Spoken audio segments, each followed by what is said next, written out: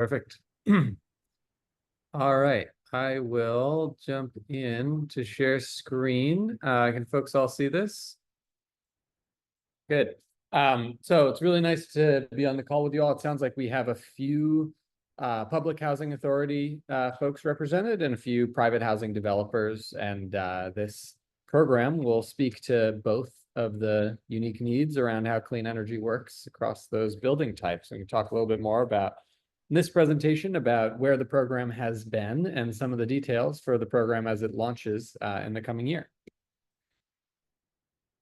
So first, just you have myself here representing Resonant Energy. Obviously, Joe is presenting here, and then also Emily Jones on the call representing LISC Massachusetts as well as one of the founding team members for this program and the ongoing deputy director at LISC. Little background about Resonant Energy. As I mentioned, we are a solar development company. We're based in Boston. Our mission is to expand access to clean energy in underinvested communities. We were founded in 2016 in a church in the Boston area annex, and we have since then built over 300 projects on nonprofits and affordable housing across Massachusetts and New York. Vast majority in the greater Boston area, but have served statewide en masse with projects all the way going out west and out to the Cape, etc. And then in terms of we've built a lot of specialty services for working with this clientele, which we'll get into, but through the past 4 years have been working to figure out exactly what are the pain points and challenges that have made solar not possible or not easy to do on multifamily housing and to figure out how we can address those. And those range from the fairly obvious things, which is that it's expensive. So having a source of financing so that it does not require just a whole big out-of-pocket cash payment is one of the sort of the first steps that was overcome by a variety of approaches. But after that, the less obvious ones would be support around monetizing tax credits through the elective pay and various tax credit support structures that we do, supporting lender and investor consent. One of the big challenges is figuring out how to get approval, even once you have the money or have a financing approach that works for a building, getting a sign-off from your low-income housing tax credit investor and any of your lenders affiliated with a property or what have you, or from HUD for Section 8 properties or this and that. All that can be really time-consuming and annoying. And in the sort of earlier versions of the solar development model, that responsibility all fell to housing owners who typically had very little staffing resource and expertise in doing this, and that led to solar not happening. And so the long and the short of it is that we have done our best to build out services and to be able to provide those packaged with the kind of more standard design and installation aspects of a solar project to try and make this whole process as easy as possible, specifically for folks like the organizations that are on this call as part of our program investment in STAR over the last 4 years. As we move into the why of solar, a lot of this should be fairly obvious to folks on the call, but just by way of review, solar uses energy collected from the sun each day to produce electricity on site so that you do not have to buy it from the grid. Electricity costs and investor-owned utilities, primarily Eversource and National Grid, which represent the vast majority of all electricity sales in Massachusetts, have increased dramatically over the last 20 years, over 2.5 times.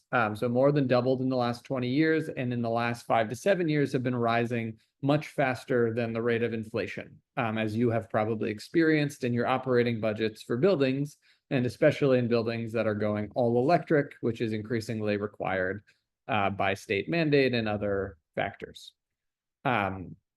Solar can be a really helpful piece to addressing electricity costs. Climate goals, whether you have properties in Eastern Mass progressive cities and towns like Boston and Cambridge that are setting net zero over time goals formally, or you just have your own goals to be living more harmoniously with the planet as part of your real estate approach, solar is a easy and great approach to expanding on your climate goals for a property. And lastly, there are health benefits to doing this electrification and clean energy transition, which is that you have less on-site dirty combustion within the homes and around the homes, and you are able to operate properties cleanly without some of the trade-offs of our fossil fuel economy. Little more detail on the cost of electricity rising. Massachusetts, just for context, produces the vast majority of its electricity with natural gas. I think it's a little over 60% natural gas in Massachusetts right now. Natural gas is subject to price spikes, especially in the winter when you need a lot of natural gas in the Northeast for heating and industrial related activities, which then drives up the cost overall, and that gets channeled into the electricity market, which is why you, especially in really severe winters, can see not only spikes in the gas market, but also in the electricity market as well, because they are so interrelated. Boston is ranked as one of the top 5 cities for energy burden. So Massachusetts as a whole, pretty high electricity costs. Our eastern Massachusetts area, extremely high electricity costs. As previously noted, utility rates have been rising faster than inflation over the last 5 to 7 years. And just as a national comparison, our rates are probably, like 1.8 times higher than the national average for electricity. And Massachusetts is, as a state, I think, in the top 5 to 7 states nationwide for electricity usage, which when you compare us to, the states that are above us, some of them are the obvious ones, like Hawaii, where they have to they have to ship all of their diesel and then burn it on the island to make electricity, which, as you can imagine, is a very expensive electricity system. You got places like Alaska, which are extremely remote. They have really high electricity costs due to low population density and other factors. And then you have these kind of cities and places like Massachusetts, which we don't have a ton of energy in the fossil fuel energy that's being extracted locally. So we have to get it here from places like Pennsylvania, where a lot of our natural gas comes from. And we have really old infrastructure in the Northeast. So we've got a lot of old and complicated electrical infrastructure to maintain for ratepayers. All of these factors contribute to our energy costs being pretty high. In terms of why now for solar, so electricity offsetting these sheltering yourself from rapidly increasing electricity costs to some degree with on-site generation is a great opportunity. In terms of funding, Massachusetts has a Solar for All program and was awarded $156 million by the EPA. That agreement is set to get finalized in the next few weeks before, importantly, the change of the guard at the federal level in January. And then that program is expected to launch in 2026, shortly thereafter. More details to come. We're expecting some amount of funding to go to public housing and to private affordable housing that will likely go out in the form of grants. There will be extra complexity with this program in that it will likely require domestic content or Build America, Buy America provisions that will create some complexity around supply chain and sourcing domestic material, and will also require prevailing wage to be used. But in all, should be an exciting opportunity for a specific subset of projects. So getting access to some amount of these tens of millions of dollars of grant funding is a great reason to get started with solar. In addition, Massachusetts state policy is changing and very favorably for affordable housing, and especially for those calling in from the western part of the state, like the Springfield area. The SMART incentive program is a cash incentive program that has been in place since 2018 for system owners of solar. And whether you own your system or lease it, you benefit from this incentive being higher. This incentive has a big focus on projects that are on the built environment, meaning parking lots and rooftops are getting a good bump. Affordable housing and public entities also both have sizable what are called adders in the program. And importantly, a big fix has been proposed in this round of the SMART program, which is that it is levelizing the incentives across geographic regions. So whereas the incentives were fairly low over the last 6 or 7 years in Eversource West and in National Grid in our sort of central and western parts of the state, and they were high in the eastern part of the state, that incentive is now changing and is going to be levelized, which is going to create a lot of new opportunity to look at compelling solar solutions in the western part of the state that were not previously workable. And then that's at the sort of state level. We also have a little bit of a federal policy update, which, as you can imagine, with the transition to the Trump administration, is worth some further investigation. First, just for context, we got to know what Biden did before we talk about what Trump may do as the next step on this. So the Inflation Reduction Act was a historic policy that put a lot of important new things in place that impacted the economics of solar here in Massachusetts and nationwide. We had a solar tax credit increased from 30% as a baseline. So kind of no matter what, residential, commercial, you're eligible for a 30% tax credit. And that was put in place for a decade. So that'll be in place until 2032. Additionally, there were some new adders that were added for things like environmental justice and low-income communities, which encompasses affordable housing. And of course, there is this new policy called direct pay, which many folks on the call are either public entities, quasi-public entities, or nonprofits. You previously could not benefit from the tax credit because you didn't pay taxes. And this policy fixed that by saying that those entities, tax-exempt entities of many different shapes and sizes, we're all eligible for getting a check in lieu of a tax credit and applying for that, which we have been busily at Resonant helping many organizations start to do direct pay applications and get that funding since this policy was put in place in 2022.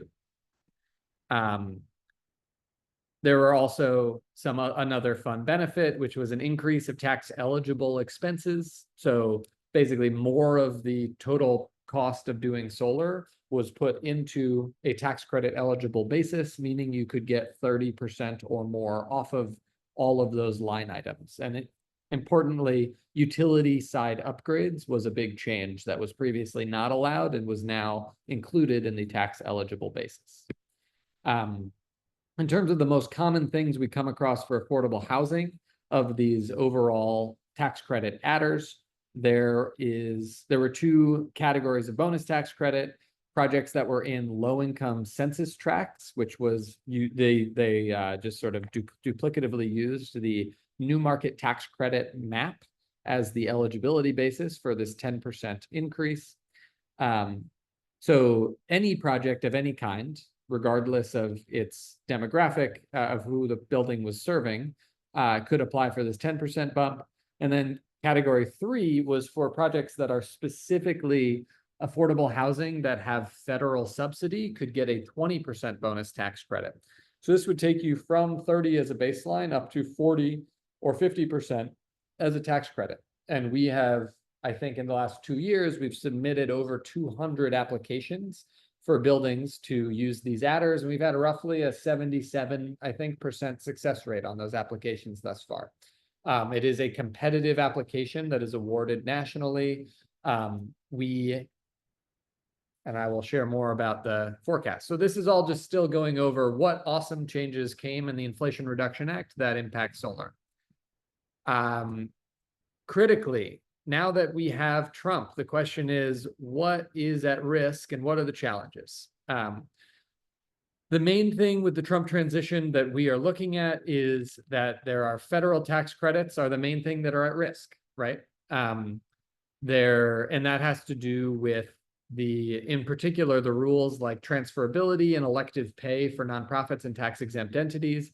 It's entirely possible that you could imagine a future Republican-run administration choosing to repeal some of those in the tax bill that will undoubtedly be coming up in the next year.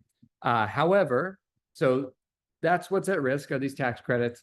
However, we've had 18 House Republicans have already come out in favor of protecting clean energy tax credits, like the 30% base tax credit for solar. And most of those still got reelected. You have House Speaker Mike Johnson on record saying they will use a scalpel and not a sledgehammer when rolling back the Inflation Reduction Act, all of which is code for we want to get rid of this on paper because we oppose environmental things, kind of on principle, but self-interested Republican House members are not interested in rolling back clean energy tax credits that are yielding huge investments in their districts in the form of large utility scale solar projects and things like that. And so there will be some understandable reluctance to rolling that back. Additionally, this low-income communities bonus tax credit, which are these two 10 and 20% bonuses, we think are very likely to be removed because that is a smaller aspect of the program and is also only a good thing to be doing in the world of offering extra subsidy to help solar go and support our public, our low-income serving buildings. And that's the kind of thing you could easily imagine a Republican administration being excited to get rid of. So we think that that's likely to happen, but that potentially that does not happen until 2026 and beyond.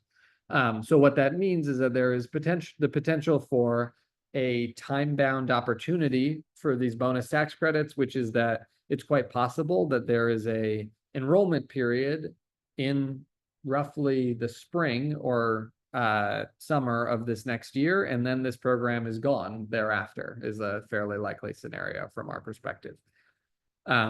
Additionally, you have tariffs, which for folks on the call who are all involved in housing development, you are of course thinking about already, probably for all manner of things that you need for your buildings, whether they be steel or concrete or wood or whatever. But solar will be no exception to that, and it depends on what type of tariffs are implemented and which countries are impacted. We're already pretty heavily divested from China in terms of the solar supply chain because of the existing tariffs that have already been in place and have stayed in place under the Biden administration.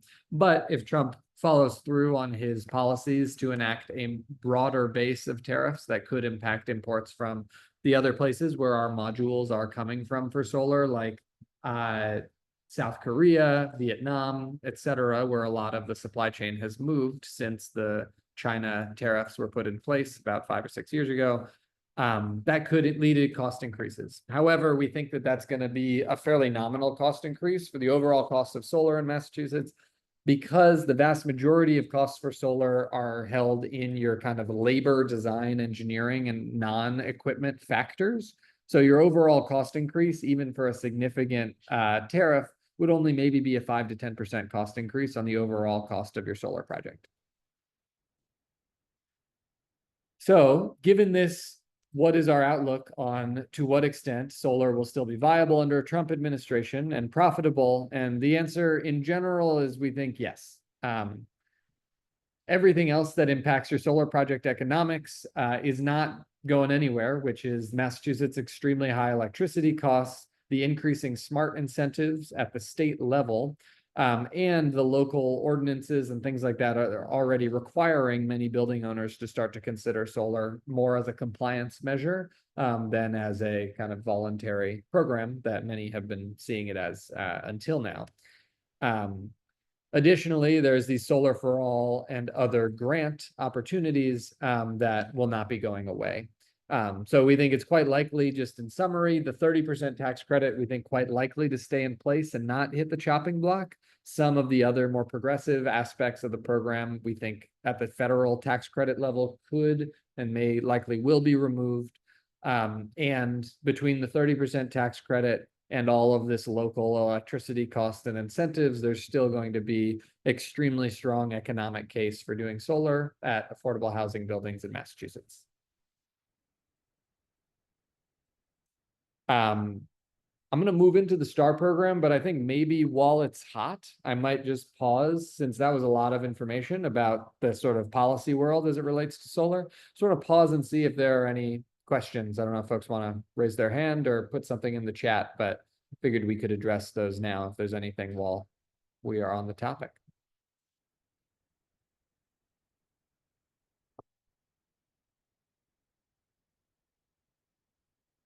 And if not, we're happy to circle back on this at the end.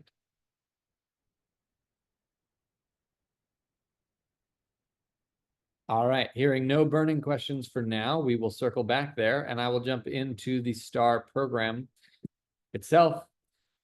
The STAR program was launched in 2020. It's focused on mitigating legal and technical and financial barriers to installing solar.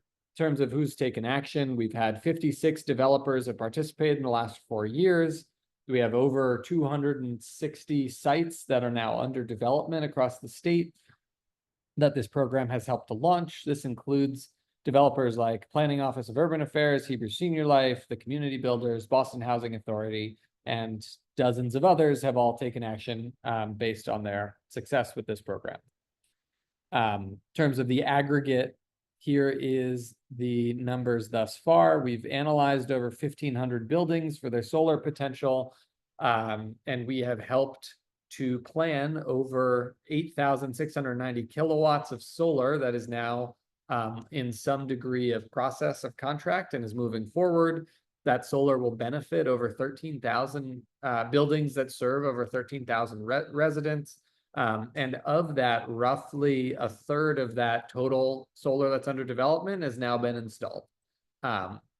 So a lot of exciting progress. And actually, I'm sorry, those are separate numbers. So there's 8.6 of new projects, 8,600 new projects that are in development, 2,600 that have been installed to date. Next, so the question is here, how does the program work? So by participating in this program, you get access to a no-cost analysis of your entire building's portfolio, your entire portfolio's capacity, at looking at each building and seeing, does solar make sense here? What's the electricity bills, things like that. We review the financing opportunities, grant opportunities, and try and help pair you with the best approach that fits the building and the moment that it's in its life cycle. So there would be a different set of recommendations we'd make for a new construction project versus a retrofit building that's 5 years into a low-income housing tax credit compliance period versus a state or federal public housing building, all of which would have kind of their own considerations for really, when it comes down to it, what's the easiest kind of legal and financial pathway to getting solar up there. There's also a grant of $5,000 that supports the staff time stipend for helping to collect some of the data about your portfolio, addresses, things like that, roof age, electric bills. We provide support for that lender and investor consent. And then we also provide support for monetizing the federal tax credit through applications for direct pay and applying for any bonus tax credit adders or finding what basically federal subsidy through tax credits can be either competitively applied for or qualified for through some other strategy. While we're here, I'll just say this is a fun campus to highlight. This is a campus that I have spent the last 3 or 4 years working on. For Orient Heights, this is a former Boston Housing Authority campus in East Boston that Trinity Financial has redeveloped over the last few years in 3 phases of low-income housing tax credit development. And we are almost done. We started this probably 2.5 years ago. We're almost done now getting solar on each phase of the building, both the mid-rises, and we'll be adding solar to all the townhouses now as well here. And all the solar on this campus was done with a no-cost financing option, just as one shout out to one of the viable pathways for how solar can work. In terms of what data we collect, as mentioned, we collect electricity bills, so we can understand, what is the energy usage at the building, and specifically, what's the owner-paid energy usage at the building. This will be relevant for some of our smaller housing developers out in Western Mass, or in folks who are working on home ownership opportunities where you have different implications for what makes sense around solar and really what meters it ties into and who gets the benefit of the electricity based on who owns the property. Is it landlord or homeowner occupied?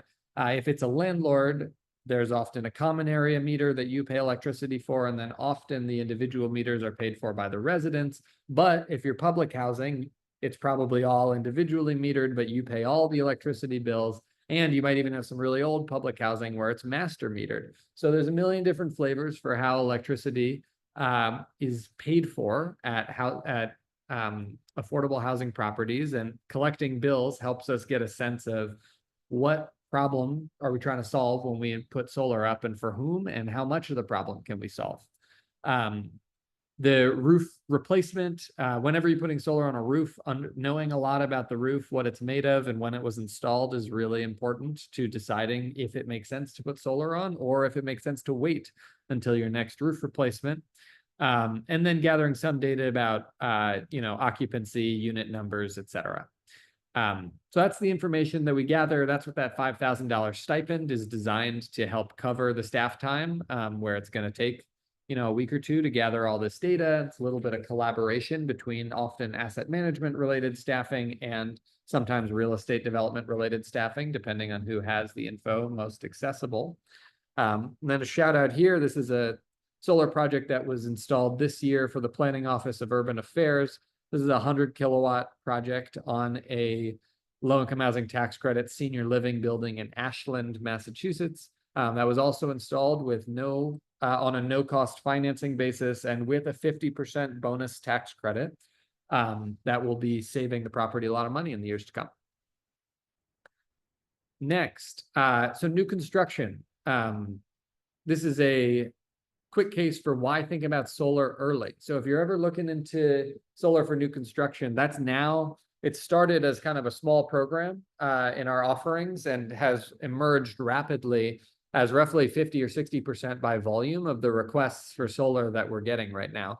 And when we think about new construction, we say new construction or significant rehab. So if you're looking to tear down and build new, or build on greenfield space, or if you're looking to do a renovation of an existing building, in all cases, thinking about solar while you've you're in the planning stages can be really helpful. Number one, solar can help on the financial side when you haven't broken ground yet and you're still talking with lenders and investors, because solar lowers your operating costs for your buildings. And if you factor all that into your financial modeling, you can say, hey, I'm going to spend $200,000 on solar up front, but I'm going to save whatever it is, $30,000, $40,000 a year on energy costs at the property. If you load all of that into your financial model, it can increase your debt service coverage ratio and therefore your permanent loan borrowing capacity at the property. Many of the senior lenders like Mass Housing or MHP or folks like that in the state are getting increasingly familiar with this type of approach.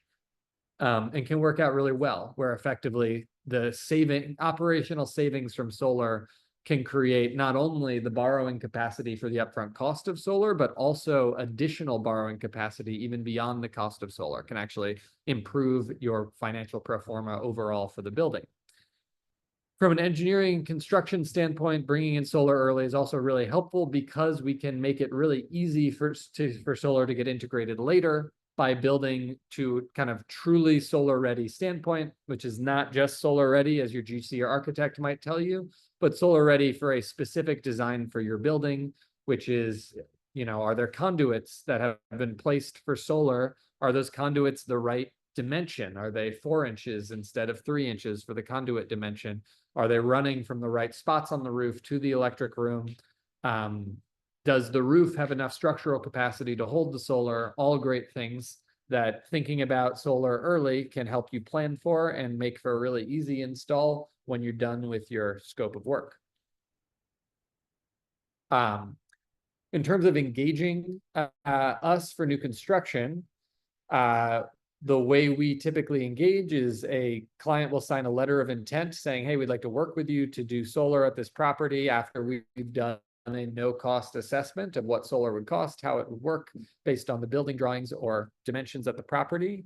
And then what we do is we go through your construction drawing set, whatever stage it's at in the process, and we provide a red line showing how, everything from conduit sizing and routing, how we're going to tie in and interconnect with the building's electric system, what equipment we have and what dimensions it's going to have. Is it going to be on the roof, in the basement, et cetera, and other information information for streamlining install. So all this are great benefits, and this is kind of how you get that early construction coordination and can make sure solar can integrate easily later in the process. To offer a quick case study, I just wanted to highlight one of, I would say, our most successful developers to date. And we've worked with developers large and small. So, at the larger end, POA or the community builders. And at the smaller end, we've done solar on a new construction project for Steve Teasdale at Main South CDC in Worcester, and other smaller housing developers of that size. So worked all across the spectrum from CDCs to larger regional and for-profit. The neighborhood developers stand out because they have taken among the best advantage of this program of any housing developers. And they've done that by thinking about solar as recommended, not just on one of their sides of house, but really in both. So solar is now, for the neighborhood developers, a standard part of their package. Every new construction building they're working on, solar is just by definition, it's happening. So we get a call every time they've got a new building they're planning on. We get in early before they close on construction. It gets integrated and it's like clockwork. It's been very simple and successful. You have an example here of that on the left, 1005 Broadway in Chelsea, where they have a $270,000 solar installation that we helped them apply for and receive a 50% investment tax credit. So they got 50% off that $277,000. It's going to generate $756,000 in operational savings over its useful life. And it is going to produce about 105,000 kilowatt hours. It's tied in behind the common area meter for this building. And it's going to offset about 88% of that. That common area meter is powering, for a building like this, I think some laundry, dryers and things like that, the elevators, hallway lighting, heating and cooling associated with the hallways, etc. Whereas the units are still individually metered. So for a typical building like this, you're offsetting about 88% of your common area usage. Another good example here is this project, when they came to us, was already built and was about 3 or 4 years old. It was a recent new construction low-income housing tax credit project they had built. For this project, we said, all right, it's already existing. It's mid-cycle and it's low-income housing tax credit. There's no ability to mobilize new capital easily to buy a new asset like solar for a building that's in its LIHTC compliance period. The easiest solution here is a no-cost power purchase agreement where the roof is leased to a mission-aligned third-party financer who pays for the upfront cost of the installation and helps the building lower its operating costs by selling them electricity produced from the panels on the roof at a rate that is lower than they otherwise would have paid to their utility. So that project costs nothing up front and is going to generate closer to $155,000 over its useful life, but still a great contribution, easy thing to do, zero cost to the property, and is going to offset about 89% of the common area usage and contribute positively to the environmental and greenhouse gas reduction goals for the building. So hopefully this gives you a quick example of these are some of the outcomes that you can get to and what the economics roughly could look like across buildings, noting that these were both done before the latest round of the SMART program. So economics have continued to improve for many projects since the new program was announced. That is the end of our formal summary here of the, and just as a reminder, you can apply to participate in this program. We have 10 slots, 7 of which will go to private affordable housing and 3 of which will go to public housing approximately for this new round. That application is open now. Joe here is on the call, is available for questions and comments. Those who are selected will be sending in electricity bills and data in the first quarter of next year. They'll get the $5,000 grant. It'll take us a few months to work through the analysis, so you won't get your kind of feasibility analysis until kind of the middle of next year. And then we'll be on your team and working with you to think through, based on this feasibility analysis, what do you want to take action on? And as a reminder, by participating in the program, we ask that you are only excited to do your best to install solar, but you are in no way obligated to install clean energy as a result of participating in this program, just obligated to thoroughly review the opportunity and see what you might want to take action on. I hope this was a helpful summary, and I'm happy to dive into questions as the next step. Thanks, Isaac. I think I'll just there were a few from the chat earlier on. Ed, Hamza, and Louis asked about the 10% bonus, if that counts for an energy community, and if there's some sort of Built America requirement.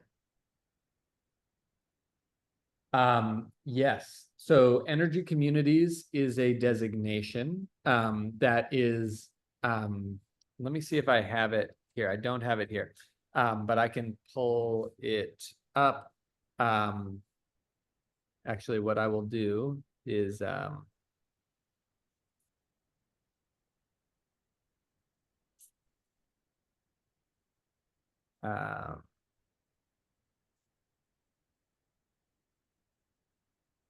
this is a separate presentation, but we'll have all of the information that we are looking for. So this is a helpful slide. So technically under the Inflation Reduction Act, this is the total world of tax credit that solar could be eligible for. You have that 30% base. We have a question here about the 10% for energy community. The two ways that a solar project on affordable housing can qualify for energy community in Massachusetts are either A, if the building happens to be located in a census tract that is in the same census tract or immediately adjacent to a census tract with a now decommissioned coal-fired power plant. This policy was put in place to benefit projects in areas that are transitioning off of fossil fuel. In Massachusetts, this means practically, I think, a few small census tracts in the Holyoke area from the Fall River area and something up near Gloucester. And I think here you have the map here of Fall River, Springfield, Holyoke area, and then up this way so those are the opportunities. In addition, if a project is on land that was formerly a brownfield that has been remediated and housing is built on it, that also can be a pathway to qualify, noting that the brownfield pathway is not applicable for brownfields that are just a brownfield based on petroleum. For whatever reason, that was too common, and so they threw that out. But if it's a brownfield based on other types of contamination, it may be eligible as well for the energy community designation. There were also in 2023 a bunch of counties all across the state, especially in Western Mass, were designated as energy communities based on the degree of unemployment. However, they were then delisted in 2024. So if they're relisted again in 2025, that might be applicable, but for now, it's really just these kind of narrow designations or the brownfield sites as far as Massachusetts goes. So to get to the question, is that relevant? Right now, that is still the law of the land. I think it's quite possible and quite likely, because this energy community language was written by Joe Manchin and really designed to benefit solar going up in red states, that Republicans would be likely to keep it, but it's unclear exactly if it will persist. But that is not a competitive credit. So in theory, yes, that should be eligible for a project you are planning next year, and is certainly something we would model and include. I think another question in the chat was the relative ease or difficulty of going the power purchase agreement route when you're talking about public housing buildings. Yeah, great question. So there are a few different pathways, but I think the short version is that there are easy ways to do it. So it is definitely and I think for our public housing guidance is a more recent add to this program, which previously this program to date has served largely private housing developers. Over the last year, served both Cambridge and Boston as kind of pilots to learn more about the public housing challenges and opportunities. There are a few different program pathways for power purchase agreements. And so in terms of how you get solar onto public housing, one of the challenges is finding an investor who's able to work with the public housing insurance issues, which, as I understand it, at a high level, public housing has a sort of self-insurance approach, and is because it is not able to, or it's not cost effective to get third-party commercial general liability and property insurance at a public housing building. And so because of that insurance setup, that can make it a little bit harder, because a third party who owns solar at the property they want you to have insurance in case you damage the equipment on the roof.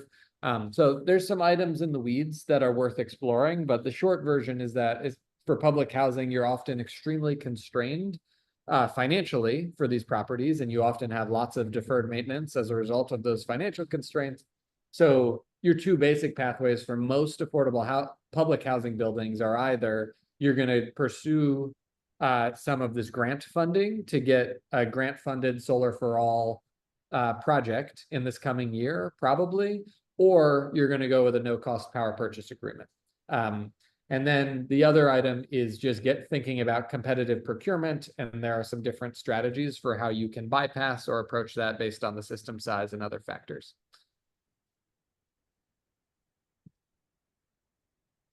I think one of the last chat questions we have, and then we can open it up if people want to unmute afterwards and ask questions live.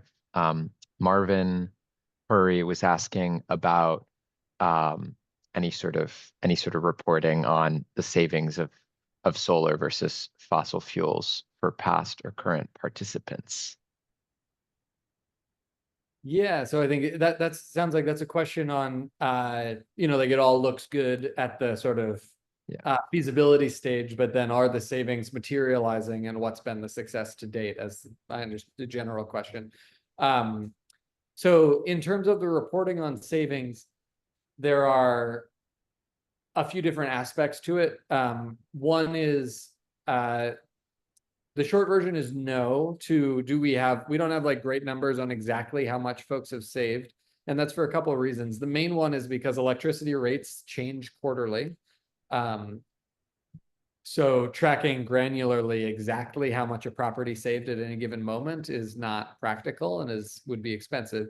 However, what we do track is we make sure two things. One, we make sure that every system that gets set up has an active monitoring agreement in place, and we are tracking the total production and making sure that systems are producing what we estimated them to be producing.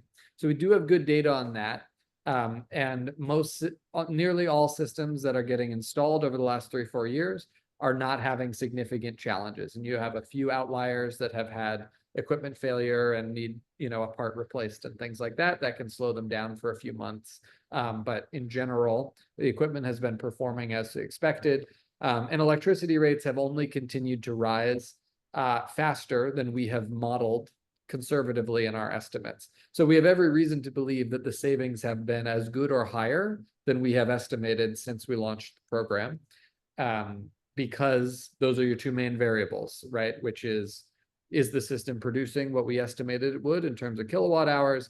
And then our electricity rates doing roughly what we said they would, which is we estimate they go up roughly 2.7% per year. They've increased closer to 5 to 7% each year since we launched the program.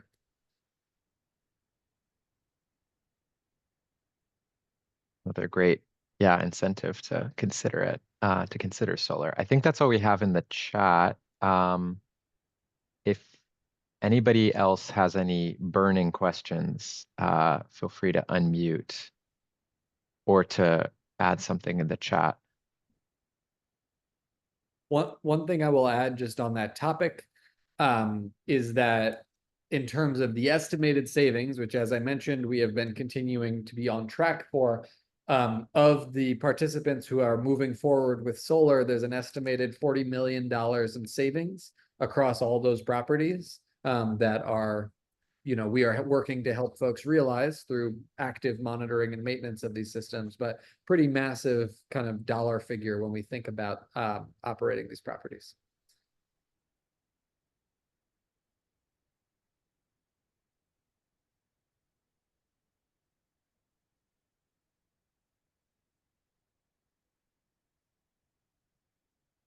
Right. Unless there are any more, I know Isaac had a QR code to the application up, and I shared a link to the application in the chat.